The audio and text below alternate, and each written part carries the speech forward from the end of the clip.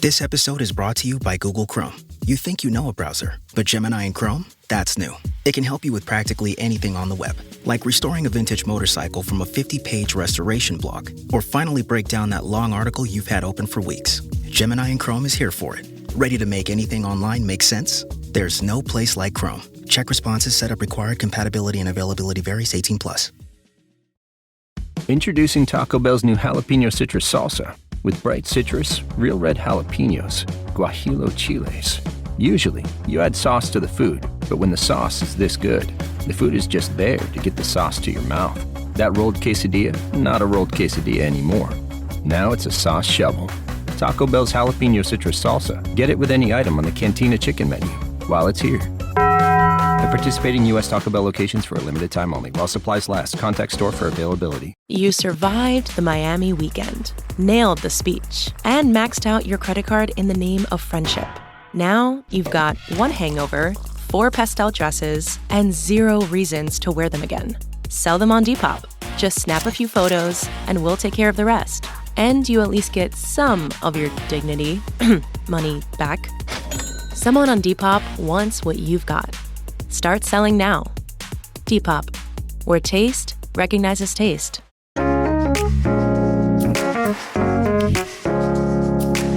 Katie, as we continue our June, where we act like every building in America, and we are celebrating Pride Month, but unlike a lot of those other buildings, I think that there is a real reason that we do it this month here on Christian Cringe, because people from all over the religious spectrum listen to this show, which is very exciting. But this is something that's near and dear to both of our hearts. I don't know. Let's just say the way that Christianity has treated anybody who is an other has always historically been not great. So we wanted to take a whole month to celebrate people in our lives who continue to pursue living their life to the fullest. Katie, this is one of your friends. I'd love for you to introduce them to us.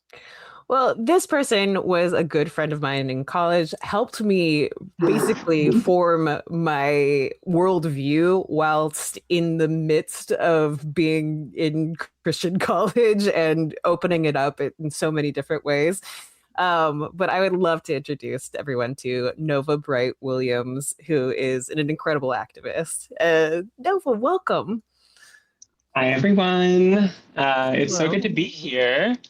Katie and I did go to Azusa Pacific University Christian College together. And then, of course, we both live in California still. So we're in and around each other's orbit, for sure.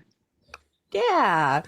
And one of the things that we had Azriel Cruz on a different podcast recently, and I didn't know that that she came out, and she told me about how you interacted with her and just like helping her with her worldview of what it means for LGBTQ plus within the Christian community, and like how much you have done, especially for so many people that I've been transitioning from like the Christianity mentality into like opening up just the acceptance of like diversity with even your own self. Well, that's super sweet. I think, when I was a kid, so I was educated in private Christian schools my whole life, pretty much from like 3rd grade on. I want to say in 8th grade, one of my teachers was like, hey, look around, look to the person on your left and look to the person on your right. And by the time you get through college, both of those people statistically won't be a Christian anymore, because 94% of people leave the faith when they go to college, and none of you should be that person. And I remember thinking like, that's impossible. That's never going to happen. I am with the faith forever. And then of course I like hard deconstructed, like super deconstructed. Were you deconstructing in college? Oh yeah, but I felt like I sort of had to. So just for the listeners, when I was in college, I was at the time, identifying as a man. For those of you who don't know, because I don't think we mentioned it yet, I'm transgender. I use she, her pronouns. And I work in LGBTQ youth mental health and suicide prevention. And I have for it'll be 12 years in June. Yeah, it's really become my life's work, even though I've got that theater degree, Katie. Yep. It's so valuable. But yeah, so I think, I sort of started deconstructing, but it sort of felt like necessity, right? Because everything that I was seeing was sort of like not congruent with things that were slowly being revealed as like truths about myself. And so I started the deconstruction, but it was deconstruction light, right? Like I found All Saints, which was a Episcopal church in Pasadena. And I was like, that's safe because they like gay people there and I could go there. And then, slowly but surely over the years, more and more and more and more deconstruction to the point where I think maybe by like 2011, 2012, I was like, bye. And yeah, but it's a very important part of my identity in terms of how I grew up, my family. My grandparents founded Campus Crusade for Christ, which is the world's largest Christian missionary organization in the 70s. So I grew up in sort of like one of the first families of Christendom. My dad was a Presbyterian pastor. My mom runs a pregnancy crisis shelter that's Christian.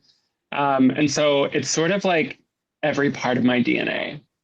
Yeah. You're kind of inundated with it just from the get-go and coming out of the womb. What was the first sign of your transitioning into different theology, different thought process? Like, what was your first sign of deconstruction? Well, I do sort of remember thinking, what's the argument that folks use? Pascal's wager, which is like, yeah, but if it is true, then what's the harm? Like, if you spent your whole life on earth believing that God was real, and then you get to heaven or you die and you find out that that's not real, then like, oh, well, cool. You like help some people. But if the opposite is true and you spend your whole life, living in sin and whatever, and then you die and find out that it was all real, then you burn in a lake of fire for forever and ever. And I remember thinking about that and being like, if I died and all of that was real, I would walk straight up to God and give him the middle finger. Because what do you mean? What do you mean that you built this system that is like literally all about your creation worshiping you in perpetuity forever? And if they don't, they'll burn in the lake of fire. So anyway, I think like there was this moment of like, if it were real and I died and I found out it was real, all I would do is go to the manager and be like, can I get a refund? This was a terrible play. Like, I hate this. So that was like a aha moment for me of like, it gave me permission to at least be like, okay, well, if I think that it's just problematic from start to finish, then I guess I have to deal with the consequence of being wrong about it. And then over the years, the deconstruction opened up into like a lot more logical thinking. Like once I freed myself from the like systemic sort of, there's this meme online that's like, when Christians say, well, the Bible says blah, blah, blah, so it's real. And they use like one of those power strips and they plug the power strip into itself to be like circular thinking. Yeah. And it's like, the Bible says that this is real, but like that is a closed loop circuit, right? Yeah. That's like picking up a Spider-Man comic and being like, see,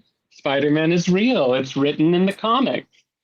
So I'm like, I think once I lost that framework, then I started really thinking about it. And I was like, imagine throughout human history how many things would have been attributed to God because we simply didn't understand them, or to control people, right? Like, to me, those are like the two core tenets of organized religion. So like, one is that person just died out of nowhere. I have no idea. They had a heart attack, but nobody knew what a heart attack was. So in their mind, they were smoked by a divine being and killed, right? And so that's terrifying. Or earthquakes, or the sun, just a ball of light moving through the sky, and another ball of light at night that changes sizes throughout the month. It makes sense to me why mythologies and religion are built up around phenomenon we didn't understand. But as soon as we realized that religion can be used as a form of control for people with power, I think that's when it left the space of like, well, we need to explain the unexplainable to like, well, we need to use this to control the masses. And I think that's where hard pass, super dangerous, wish that never happened. So many horrible things have been done in the name of religion, and particularly in the name of Christianity. Yeah. Yeah, we had a guest on maybe it was just last month, actually. I'm forgetting how far ahead we are in our recordings. But they deconstruct it pretty hard after being a worship leader. And they actually said, of all people, it was Pete Holmes that gave them some answers. Pete Holmes was telling a story about a quote that he read from, I think it was the manager of AC/DC. Yes. And he said, the quote was, "God is the name that we give to the blanket we throw over the mystery so it has a shape." And I was like, oh, that's such a perfect way to actually like it's like it's not a refusal of like I think my stance has always been, or not always been, but probably for like the last 10 years, I'm not at a comfortable spot where I'm going to say that there's not a God, but I don't know if what I think a God is what most people think a God is, right? Like, I know what it's definitely not, and it's definitely not a human being with a long ass beard sitting in a giant throne with a robe and sandals, right? You know what I mean? Like that's not even close to like I have quoted it a couple times, but I've heard a rabbi say like God is the unspoken force in nature that connects everybody. I'm like, love that. I can get behind that. But it's all opinions and descriptions of a thing that no one can have the answer to. And the fact that people are willing to die on any hill about a thing that they like, it's like, this is a really weird comparison. I used to get frustrated when Twilight was a thing and people would be Team Jacob or Team Edward. And my argument was always like, why would you ever, as someone who's never read the books, why would you ever be Team Jacob when it's so clearly from page one been written to be Edward? Like, because I couldn't understand that it was people arguing a preference. I thought that they were trying to predict an end result. And I'm like, well, you're wrong. Like, if you're picking Jacob, you're already wrong. Yeah. And it took me, I think that also fits a lot of my thinking where it's like, oh, no, everyone's just picking preferences all the time. All their things that they're choosing is what is their preference to explain an unexplainable thing. And for some reason, Christianity just got one image in a fucking stronghold and will not let anyone else's preference even get a chance to be heard or seen. Well, and that one image happens to be, like, at least in European culture, a white man. Yeah. Right. So it's like it even more perpetuates systems of power and allows for us to manipulate truth, because it's so obviously we are made in God's image, and God's image is a white man. Yeah. And even if it's in the Middle East. Even especially in the Middle East, they're over there like, obviously, if there's going to be a God in the Middle East, he's got to be white, right? Yeah. And I'm like, this is just the absurdity. Also, like, it is not lost on me that my grandparents named their Christian organization Campus Crusade for Christ. The Crusades, the most violent period in Christian conquering the world, and literally erasing entire cultures in the name of God. Yeah. Right? And we're In over order here being to like, control. now let's do it to the schools. And I'm like, y'all, that is wild. That is a It wild choice to call it campus, because to the point where now they call it crew, because Yeah. they're like, we don't want to be Oh. associated with the Campus Crusades. But It's it's like, what are we doing? We're painting history over and over and over again until it's all just serving whoever's in power today. well, and I Again, gotta again. I'm gonna give credit, but credit in quotes. Yeah, But the PR team over at Crew is doing some pretty phenomenal work, and I only say that because I've recently stepped down in the last year, but I was working as a youth leader at the church that I'm employed at. And the reason why I agreed to work as a youth leader was that the youth group, it was at the church that I did youth group at. Youth group had died. They wanted to bring back some of the people who were like very closely tied to it to see if they could revive it. And my original agreement was, I'll do this for like a month, help you guys get it off the ground, and then I'm going to bounce. Because I was like, I don't want anything to do with this. But part of getting it off the ground was interviewing kids about like, what do you want out of your youth group? And almost every kid, which like touched my heart in the deepest levels, but they're like, I want to know how I can both be a good Christian and support like the LGBTQ community and my friends, and like, how can I be a feminist and be a Christian? How, like, they were asking like the big questions that I certainly wasn't asking in 2001 or 2002. So I was like, all right, well, if that's what they want, I actually might be just the person for the job. And when I say that the one girl who is still to this day like one of the most progressive people I know is like the leader of Crew at her college, and we're like, does she have any clue how like kind of conservative and right-leaning Crew by and large actually is? And I think she just doesn't. I think that's going to be her like moment in her 30s when she does like extra research and then just goes, oh my God, I was part of this group and I had no clue like the history behind it. So I guess good on them. They've done a great job with that name change of hiding a little bit of the reality of what Crew is on a college campus now. Yeah, and I mean, now you have Turning Point USA as like the further. Yeah, that's, I guess by comparison, Crew seems super progressive. So yeah, people are like, wow, that's progressive. Because meanwhile, the alternative is like, Erica Kirk coming out to fireworks at every campus. It's just like a wild difference that I think we just can't ignore from a cultural standpoint. I think like one thing that I will say in terms of deconstructing is that over the years, I think I've grown more respect, not less, for people who genuinely care about others, who genuinely want equality, inclusion, equity. They really focus on caring for folks in need, and happen to also be, Christian, Jewish, Islamic, whatever religion or worldview they hold, right? I've swung in a more neutral position. I think that I had a pendulum swing of like, all religion is bad, burn it down. Yeah. To the place where I'm at now, where I'm like, I mean, in a vacuum, I can't explain why the universe is ever expanding and why we're, traveling outward through blackness and into the infinite whatever.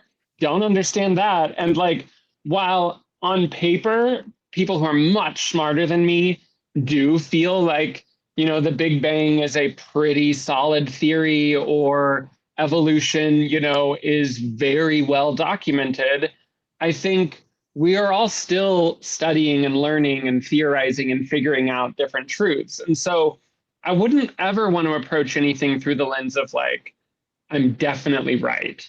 But I think I've swung past agnosticism for myself, where I don't think I'm agnostic. I definitely am. If there was irrefutable truth of God, I would be open to it. But I don't think I'm agnostic. I think I'm an atheist, but I very much respect people who have theistic views and are good people.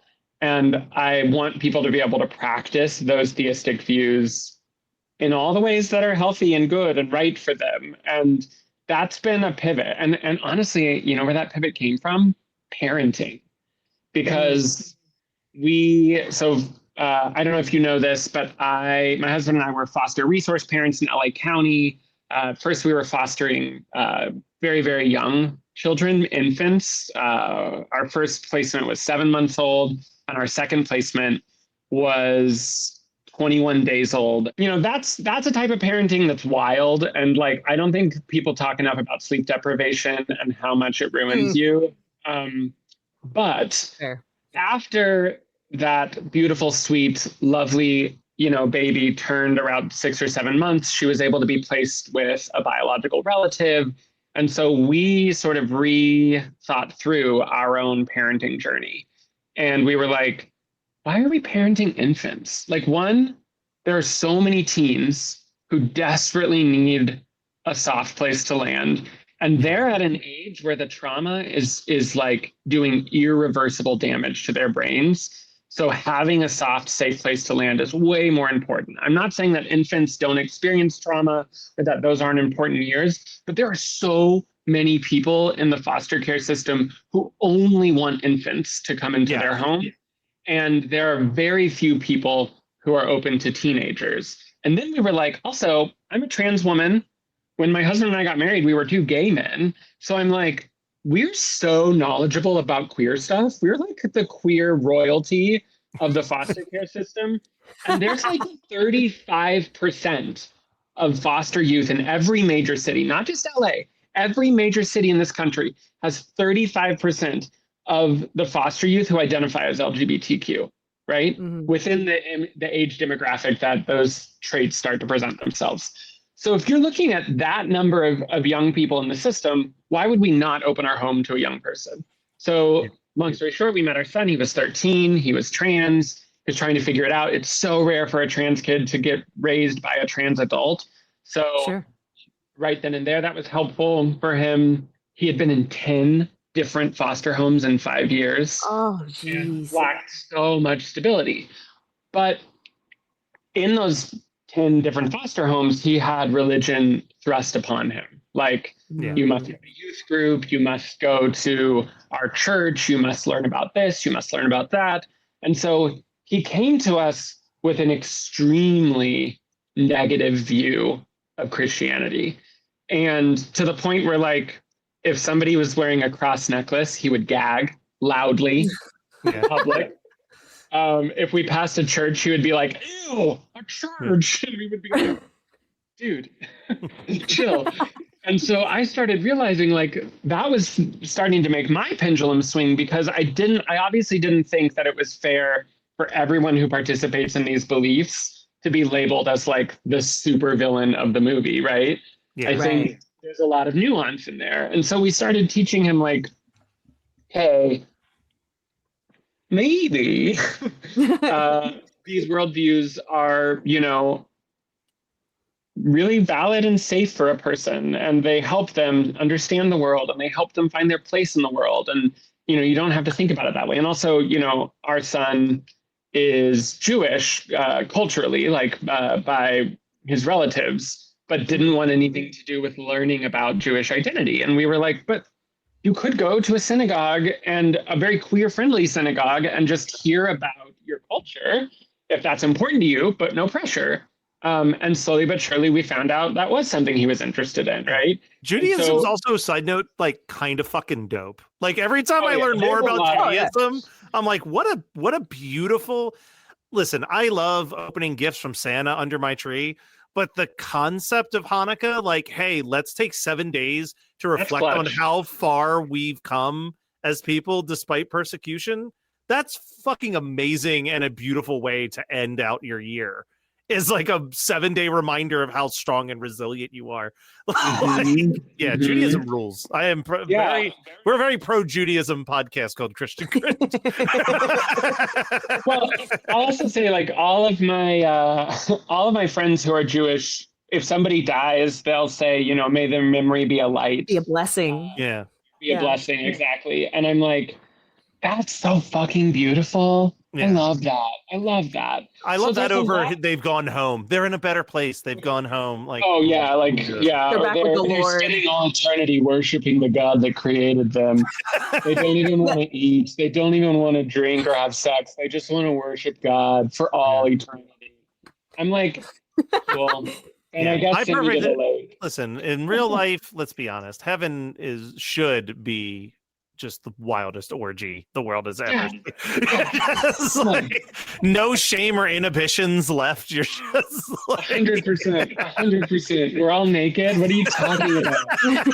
Yes. But that's why I'm sort of like, I hate to approach it academically, because obviously I know this is very important to people's worldview. Their existence hinges on these identities and belief systems. But academically speaking, you can draw lines from one religion to another, from one myth to another, how they moved through culture and society. Why does every culture have a flood myth? Why does every culture have, and what you'll find is, like, Christian theologians will be like, because it's true and there was a global flood. Right. And it's like, okay, or we all evolved from the same evolutionary line and culture spread across the world, and those cultural traditions get carried, but Similar it doesn't change experiences. the fact that we are desperate to explain the unexplainable. Yeah. And non-religious scientists are just as desperate to explain the unexplainable. I think this Artemis 2 mission had Yes. so many like full-blown atheists, not a religious bone in their body, having borderline spiritual experiences just because they were realizing that we're on a freaking speck of dust in the universe, moving, billions of miles to where and why. Yeah. And so I think, like, that's the awe that comes with not understanding or not knowing and wanting to understand and know, that feels so human. That feels so innately tied to intelligence. I'm not saying that I don't know the intelligence of all other animals, but I know that humans are intelligent, and that curiosity and that desire to learn and to understand, that's a powerful drive. And it seems to go beyond survival, because we're not just trying to learn to survive. We're trying to learn to understand. And that's cool. Real value shows up in reliability you don't have to second guess. Like a set of Firestone all-season tires. They're designed to deliver confidence-inspiring wet weather traction and a quieter ride, no matter the road, season after season. Firestone all-season tires. For durability you can count on, just like people count on you. Firestone, always dependable since 1900. There's the part of me that everyone sees. I'm Howie Mandel, the comedian. Apparently, I know what funny is. Funny bought me a house, but I also know what isn't funny. OCD.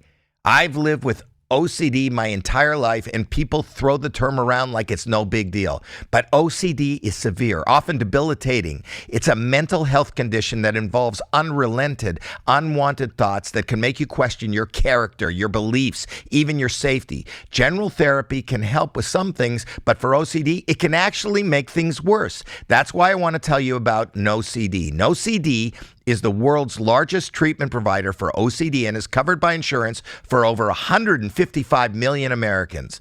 Their licensed therapists specialize in ERP, the most effective treatment for OCD. If you think you might be struggling with OCD, go to nocd.com to book a free 15-minute call. They are here to help. Starting a business can seem like a daunting task, unless you have a partner like Shopify. They have the tools you need to start and grow your business. From designing a website to marketing to selling and beyond, Shopify can help with everything you need. There's a reason millions of companies like Mattel, Heinz, and Allbirds continue to trust and use them. With Shopify on your side, turn your big business idea into... Sign up for your $1 per month trial at shopify.com/special offer. The grill is shot. The chairs are held together by optimism. And what happened to the rug? Sounds like your outdoor setup is not ready for patio season. Fix it all with Wayfair. Shop Wayfair for grills, rugs, furniture, and more. With 20 million 5-star reviews, room of choice delivery, and expert setup on qualifying orders, it's never been easier to do more for less. Get 10% off your first eligible purchase. Hurry to wayfair.com or download the app now. Wayfair, every style, every home. I sold my car in Carvana last night. Well, that's cool. No, you don't understand. It went perfectly. Real offer, down to the penny. They're picking it up tomorrow. Nothing went wrong. So, what's the problem? That is the problem. Nothing in my life goes as smoothly. I'm waiting for the catch. Maybe there's no catch. That's exactly what a catch would want me to think. Wow, you need to relax. I need to knock on wood. Do we have wood? Is this table wood? I think it's laminate. Okay, yeah, that's good. That's close enough. Car selling without a catch. Sell your car today on Carvana. Pickup fees may apply. Do you like to laugh, geek out on music, and learn all about that band or artist who had that one song back in the day, but then seemed to fall off the face of the earth? If so, you need to subscribe to One Hit Thunder. Together with an array of interesting and hilarious guests, we do a weekly dive into one-hit wonders like Eiffel 65's Blue, Krayshawn's Gucci Gucci, EMF's Unbelievable, Delamitri's Roll to Me, Los Del Rio's Macarena, Musical Youth's Pass the Dutchie, and even Patrick Swayze's She's Like the Wind. So are you subscribed to One Hit Thunder or what? As Desiree would say, you gotta be. And as K7 would encourage, you gotta come, baby, come and join in on the fun of the One Hit Thunder podcast. Come, baby, come, baby, baby, come, come. I got two totally different things from what you were just saying that I wanted to bring up. And one of them was one of my I've had a couple moments of deconstruction very early in my honestly kind of brief run as identifying as a Christian. When I look at it on a global scale, it was like 5 years maybe. But I remember I just went to a regular college. I went to Penn State, but I took a religious studies class because I just needed some credits.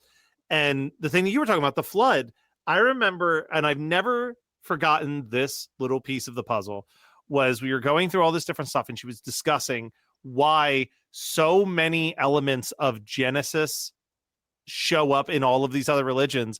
And she's like, let's take a minute and assume that Genesis comes from Moses. Let's just assume that.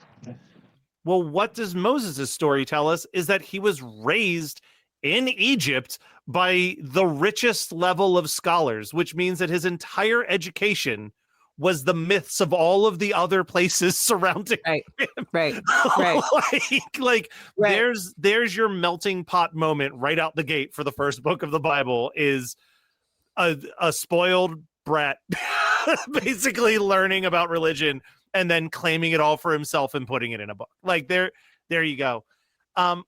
When you were talking about your son, I have two very constantly battling opinions here where, I don't know what I identify as. I work at a church and I don't know what I identify as, but I know that every once in a while something terrible will happen, usually because of our president. Yeah. And one of my friends, they've actually slowed down on this because I've called them out on it. But a friend will post something along the lines of this is because every motherfucker that believes in God is a fucking asshole who's trying to kill our planet. And I'm like, you know me. You personally know me. And that hurts that you're just every single 100%. Yes, I do think that's fucked up. But what I also think is equally fucked up is I've listened to a podcast where there's, super progressive Christian, super conservative Christian. They were discussing, is the church in danger of dying? And the progressive one was giving out all of these reasons. This church has traumatized and hurt so many people. Why would these people ever set foot in these doors? Whereas the conservative guy's response was basically well, I'm not like that. And that's just fucking stupid ignorance. The flip side of that is yes, you can, while I agree, not all Christian, because I am not all Christian, I also am open to like, yeah, but the church has done some really messed up shit. And if you're not owning that we are fully responsible for that, like Right. to me working at the church, I agreed to work at the church, A, because I needed money. B, because of the conversations I had with those youth, and C, because I knew the extremely progressive views of the pastor staff that I worked with, where I was like, this is not a church that's going to turn away someone for being gay. This is not a church that's going to turn away someone for being trans. I feel like while I'm on this journey, I at least won't have to have a guilty conscience or feel awkward about what's being said up on the pulpit while I'm running the live stream. I don't feel like I'm actively sending hate into the world for people to easily watch in their living room on a Sunday morning.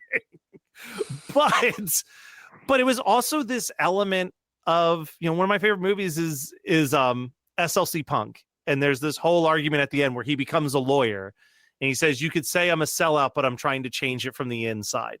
And it's like, that was kind of what I landed on is, all right, if I'm going to work at this church, how can I take this thing that used to mean so much to me, and now I've seen how much damage it does? I can either let it die, but I will mourn it forever, or I can at the very least have a fighting shot and like see if I can even just change a group of teenagers in the suburbs of Philadelphia to think a little bit deeper about how they treat other people. And if this is what you want to be, if you're going to claim Christianity, knowing what that means and knowing like what that is, like there was a thing that our pastor told me one time with the youth group where they were doing all these missions trips, and we've yet to find one, but he desperately wants the youth group to do a missions trip to Appalachia. And his reasoning was, these kids need to see that poorness isn't a black problem. Like, I have no problem working for a church where the person in charge of the church is thinking in that mindset. Like, because it's like, you know what, even if they walk away from Christianity, they're going to still have those life lessons of like, poverty hits everybody. Bad things happen. Like, I don't know. And I think that's also a complicated journey. part that it sounds like, Nova, that you're teaching your son, which I love, because that it's one of those things that I feel like, especially deconstructed Christians, and especially someone who is transgender and has received the full force of what the church can be hateful about.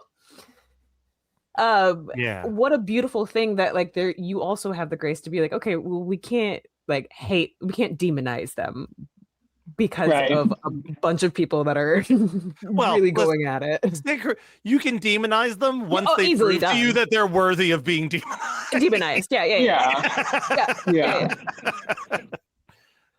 Yeah, I think one of the more complex things that I think is very closely tied with at least my understanding of my own trans identity, because for quite a while I was sort of in like a more non-binary space of just like, I just want to be able to be flexible and move in and around my gender identity and not necessarily feel settled into one expression or whatever. But what I realized is that if I have to live in a binary world, and there is so much of our culture that is binary, especially, like white, nationalist, Christian, American culture, right? That is so binary. Then the part of the binary that I feel most safe and comfortable in, and that feels most authentic to me, is womanhood. Yeah. And that's always been so much sense from what true. I know of you. Yeah, that's always been true. I think, Katie can attest to like, there's just never been any sort of drive in me to connect to anything masculine. And I think for a long time, I chalked that up to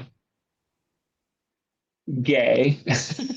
Just being like, oh, you're just you got a little bit of sugar in the tank, it's fine.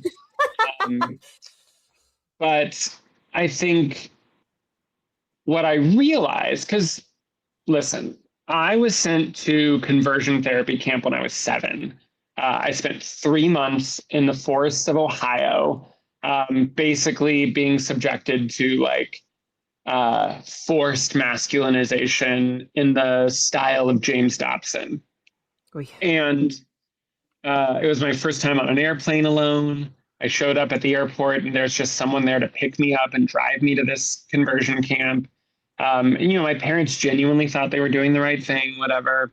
But what I realized, even in that space as a 7-year-old, of all these forced masculine things, because this camp had boys and girls, and the girls' version of the camp was cooking, cleaning, homemaking. And the boys' version of the camp was like playing sports, building things, you know, being tough. And what I realized is like neither of those sat well with me. So when I say like masculine or feminine, I'm not talking about gender roles, because I think gender roles are fucked. Just full stop. Yeah. I'm talking about innately masculine or feminine, you know, feelings. And there's a lot in that, I think. Like, one, it's just fully not true to say that from a biological standpoint, there are only two sexes. That's just factually false. And so we've created this world with a male-female dichotomy that doesn't have any room for any chromosomal anomalies or intersex identities or anything like that. And so just from a science standpoint, the science doesn't back it. But from a cultural standpoint, there have always been people throughout time and history and every culture that has ever existed that have embodied a third gender or a fourth or fifth or sixth or 100th gender, and that have been culturally revered within their community for being able to see and move and experience and understand gender in that way. And if I were to believe in a divine being, you better believe that I would assume that that being was like intersex at a baseline, right? That being represented all spectrums of sexuality and gender. And so I think that's a part of me that has sort of settled into like my journey as a trans woman, as a parent, as a mental health professional, as a theater major, has always been at the service of this thing that just so happens to be like my superpower. And it's just always been that way. I think even in college, you know, like you would not find me in the men's dressing room except for to get changed. And then I was right on over with the women and we were talking and doing whatever. Like, and at our school, they had this thing where the boys would like chant and get in a circle and scream and do like a soccer thing. You better believe that I was like, and out of the room, I was gone because that just was so gross to me. And likewise, I mean, I consider myself firmly, you know, cis male, but even then, I don't understand a sports mentality. I don't like, it's just like, I would much rather have a delightful conversation with someone for 2 hours about like a TV show that I watched or theater or what happened on RuPaul's Drag Race or like literally anything else than sit and watch like a hockey game and cheer for it. Like there are a few things that I could be less interested in than actively sitting down for 2 to 3 hours watching people throw a sporting ball towards each other and screaming and investing your entire quality of that day on who wins that thing. The world is a better place because you don't have to do that, right? No, like, 100%. Right. If I was required to do that every Sunday, was sit on the couch for 10 hours and be very invested in a bunch of people, I'd be like, this is miserable. Again, I watch the Super Bowl every year because I enjoy being like part of a cultural moment. You know what I mean? Like, it's so rare, especially in 2026. It's so rare where like we have any form of a monoculture. It happens maybe 3 times out of a year where it's like, hey, about 90% of everybody is watching the same thing right now. Like, I like to participate in that. I like to see the halftime show. I like to comment on what were the best like, it's like, oh, this is like a one thing where I'm in the conversation with everybody. But to do that every week just is exhausting. Just feels exhausting. Like, I have to agree with you. I think I affectionately refer to the Super Bowl as just whatever the halftime performers concert. So I'll be like, yeah, we're going to watch the Bad Bunny concert today, or we're going to watch the Beyonce concert today. And this year in particular, we watched the whole thing in the sense that the TV was on, and we normally don't do that. The TV was on, but we weren't really watching it until Bad Bunny. But we watched the whole thing because we were like, our eyes and our dollars and our like attention should be at least perceived to be investing in this thing, because we have a subculture that decided to throw an anti-Super Bowl halftime show just because a Puerto Rican person was performing, which is part of America. Part of America. Yeah. So it's like, and like, there was not, I don't, even though I grew up in LA, I don't speak Spanish fluently. I understand some Spanish because I have many neighbors who speak Spanish. And, my dad was a pastor at a Spanish speaking church, but I don't speak it fluently. But I didn't need to understand what Bad Bunny was saying to like be weeping during that halftime show. It was beautiful. Right. It was one of the best halftime shows I've ever seen. Beautiful cultural moments I've ever witnessed. And like that, amazing. I Could feel you like imagine missing out on that to watch Kid Rock lip sync to a pre-recorded performance? Like, with AI fireworks. Yeah, I was like, right. Insane. Right. But that's But that's also why I love Nova Bright so much, because we connected on comedy back in college, and just like the absurdity of juxtaposition, which is so funny because just before you got on, we recorded an episode. Maybe you'll hate this as much as I do. I don't even know if you know this, Nova, but we were watching the Skit Guys. Have you heard of these people? I don't think so. Terrible. Okay. Absolutely terrible. And I was thinking like how ironic it was that like you're coming on right after this, because I mean, we've talked about so much comedies for so long, and how easy it can be to just show the truth and make it so funny, and how often like the Christian perspective gets it wrong, and it's just like so hilariously wrong. Yeah.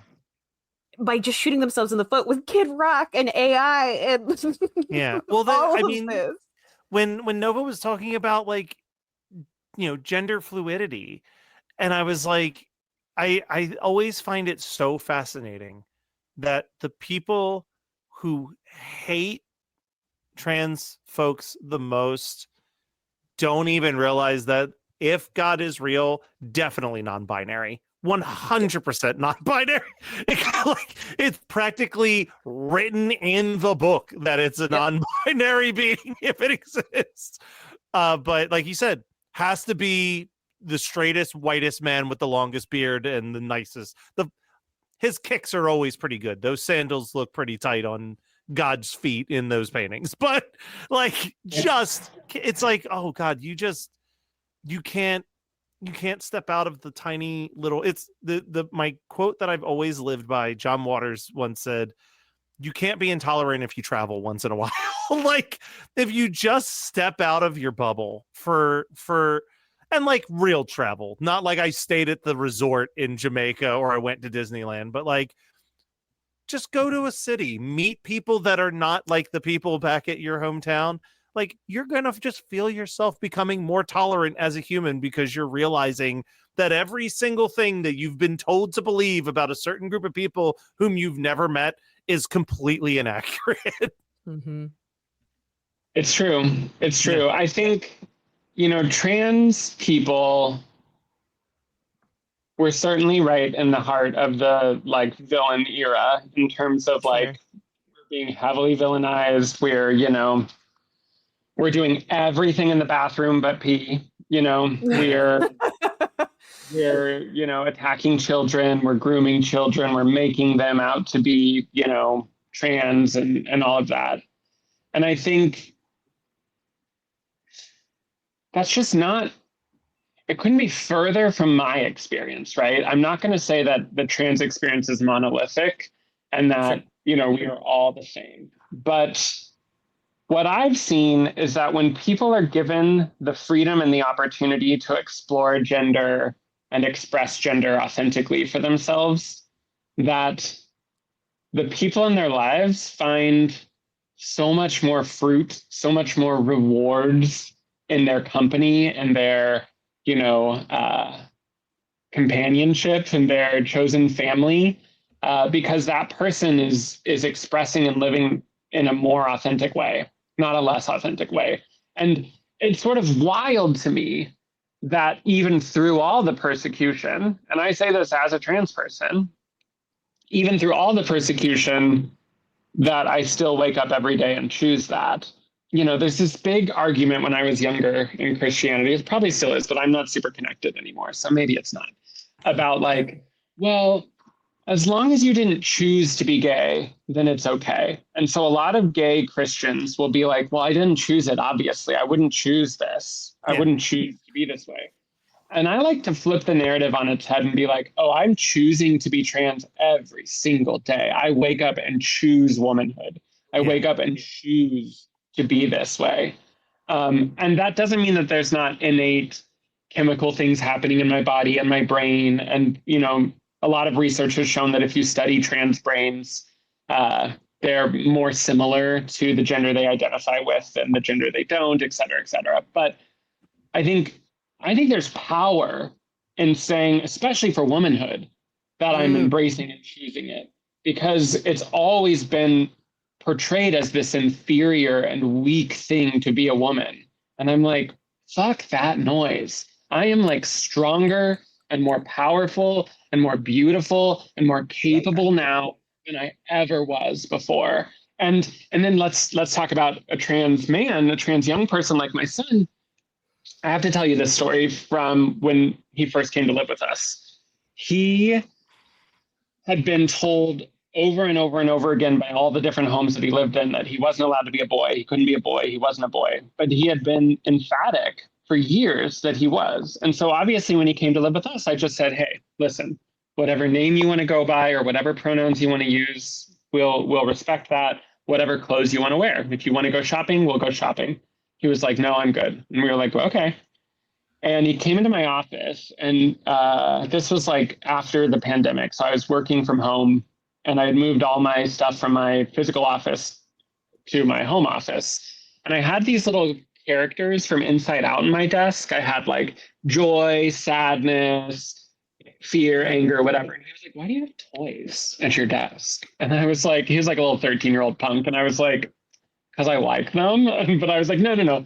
Because when I do speaking engagements, I sometimes talk about our emotions. And I use these to talk about emotions and how, you know, no emotion is bad.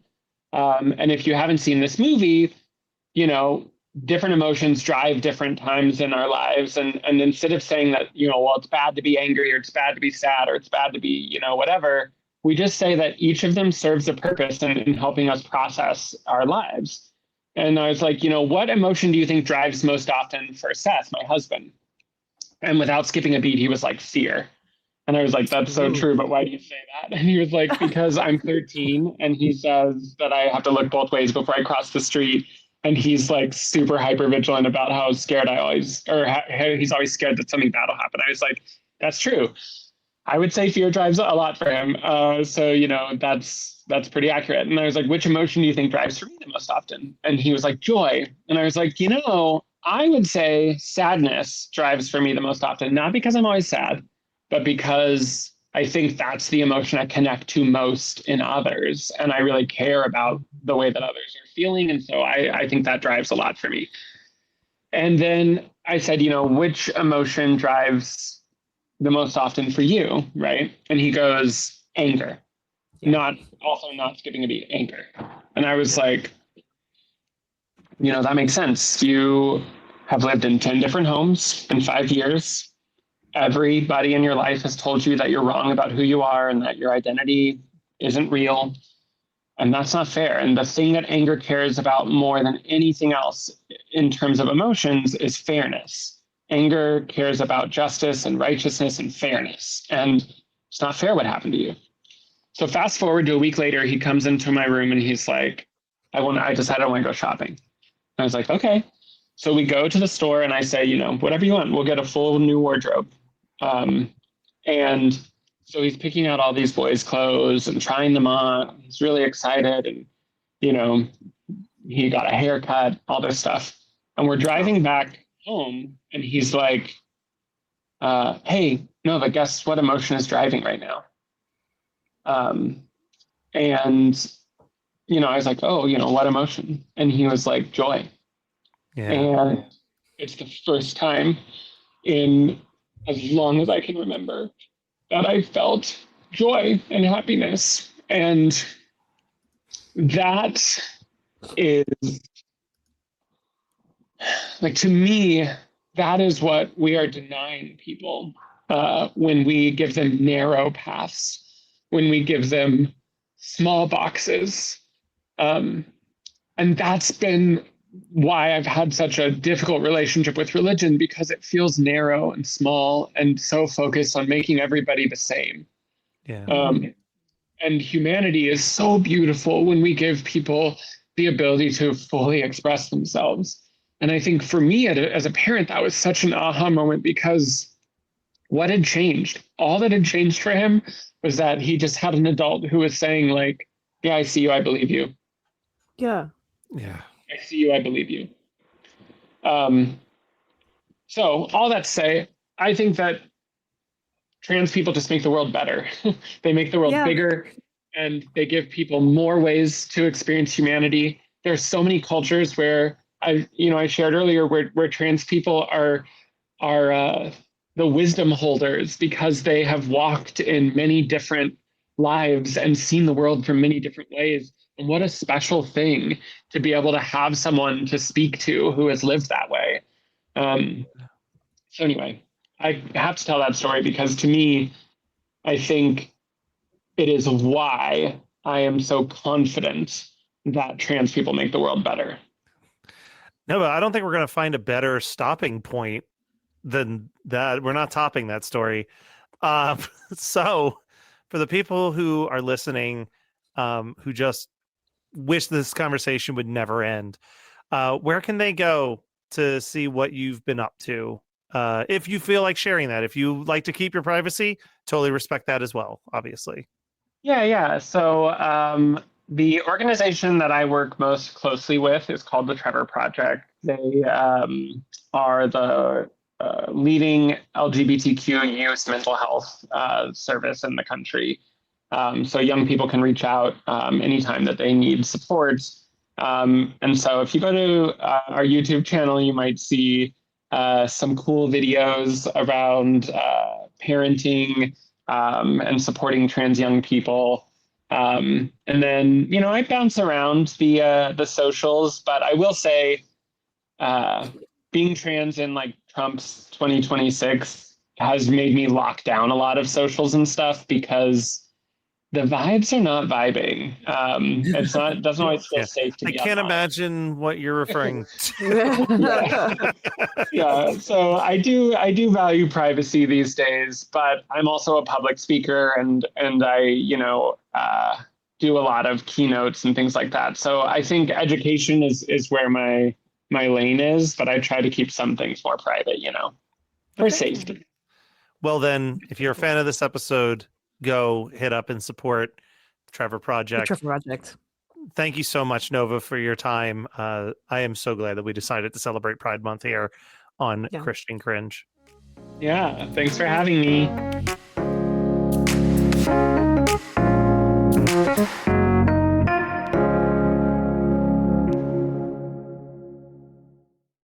Ryan Reynolds here from Mint Mobile. I don't know if you knew this, but anyone can get the same premium wireless for $15 a month plan that I've been enjoying. It's not just for celebrities. So do like I did and have one of your assistants switch you to Mint Mobile today. I'm told it's super easy to do at mintmobile.com/switch. Upfront payment of $45 for 3-month plan, equivalent to $15 per month required. Intro rate first 3 months only, then full price plan options available. Taxes and fees extra. See full terms at mintmobile.com.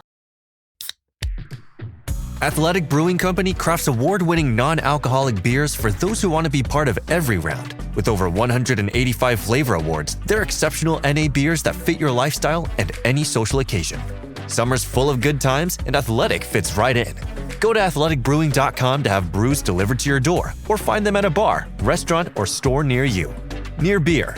Athletic Brewing Company. Fit for all times. Spotify, it's Jay Shetty. Are you one of those media strategy people? Scrolling through spreadsheets, searching for an audience that pays twice as much attention to your ads than they do on social? Let me introduce you to Fans. And they're here with me on Spotify. Trust me, I know Fans. They don't skip, they stay for hours. They don't move on, they manifest. They're not a demographic group, they're fans. Spotify advertising. You're among fans.